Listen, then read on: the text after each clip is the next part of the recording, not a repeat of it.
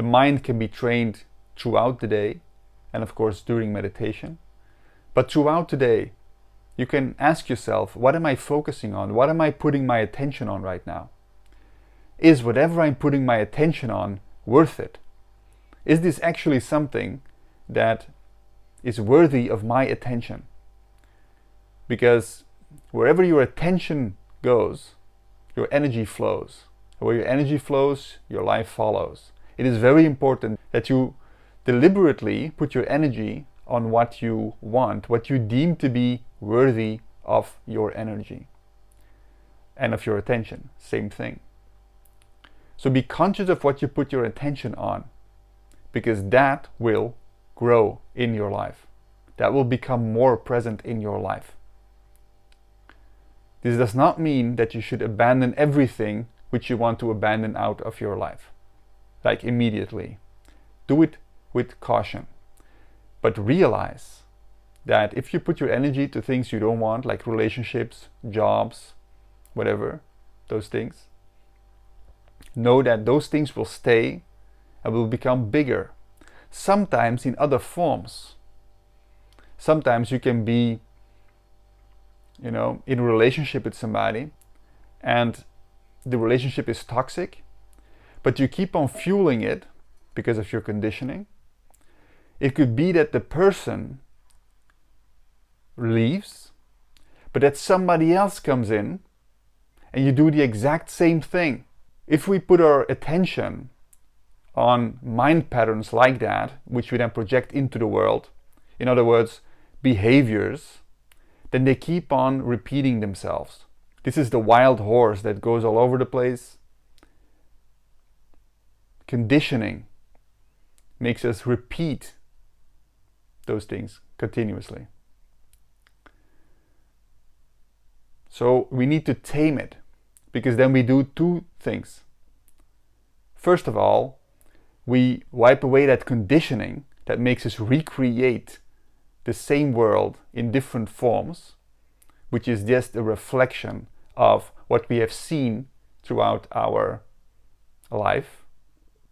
And second, we waste so much energy because we cannot control the horse where it goes.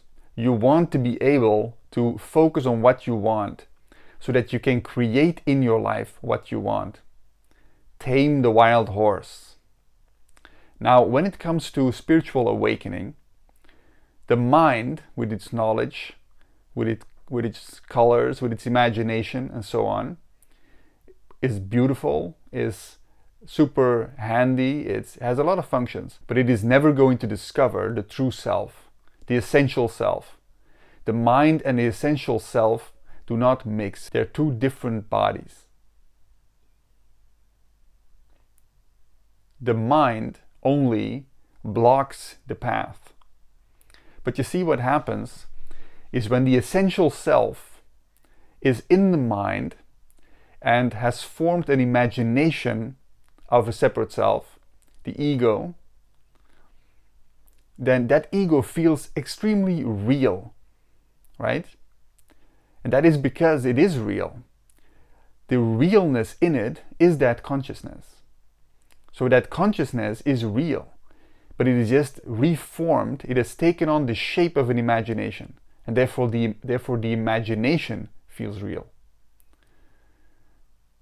But of course, when we see the imagination, then we see that the imagination can change, and me, the I, the one that is aware, is still there. So then you see that you are not the imagination, but you are the energy rather than the imagination.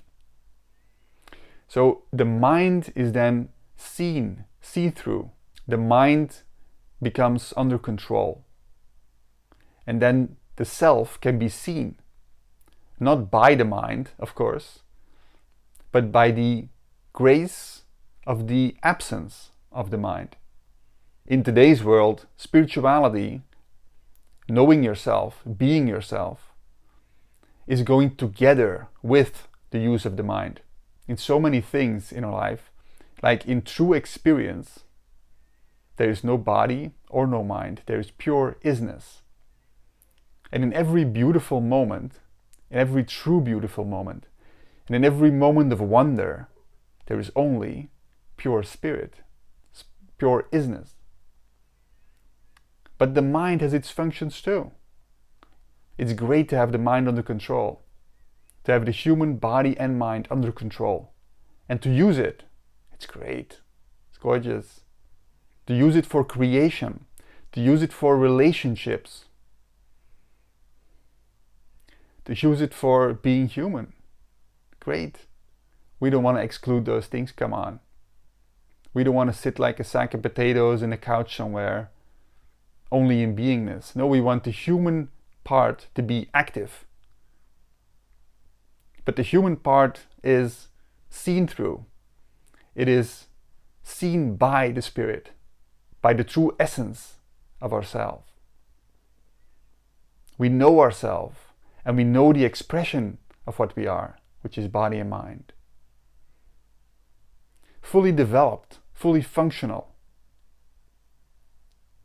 That's the way human beings are supposed to live. That is the new evolution of mankind. You are part of it. Congratulations. That is the true ascension. There's nothing woo-woo about it. Nothing, too esoteric. It's actually very down to earth. True spirituality is very down to earth.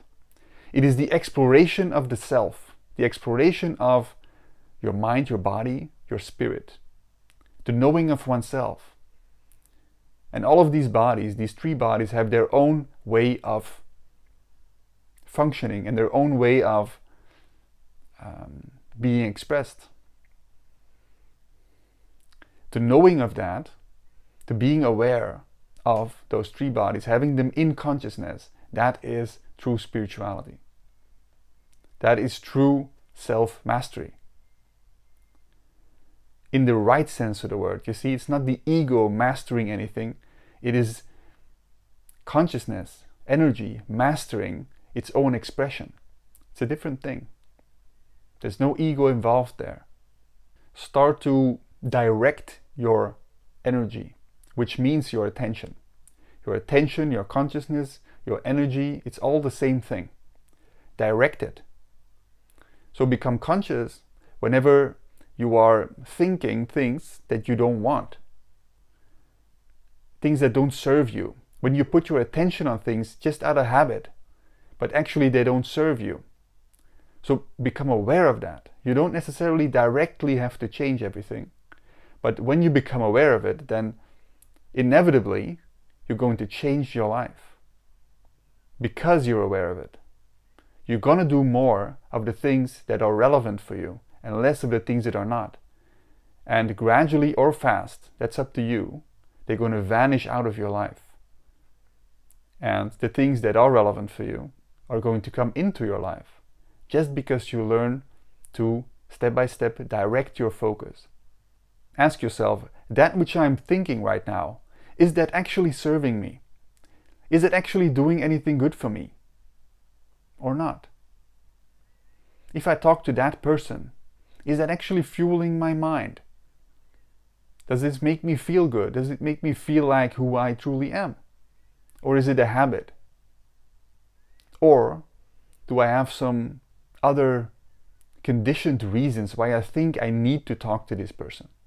And then you will see that also in your own meditations, you can start to direct your focus. Direct your focus on an object or on a sound, but also on whatever, you can change your direction. You can focus on the sound, and then you focus on your breathing, then you focus on a somatic experience like your foot or something. So you focus on different things just by your steering of it. That gives you control over your mind. And then you tame the wild horse. And when you tame the wild horse, it can go to sleep. Then yourself can awaken. Tame the wild horse by steering your attention. And ask yourself, is this thought serving me? Is this activity serving me? Is whatever I'm doing actually something that I want to have grown in my life? Become aware of that, step by step. Okay, thank you for watching. I'll see you in the next video.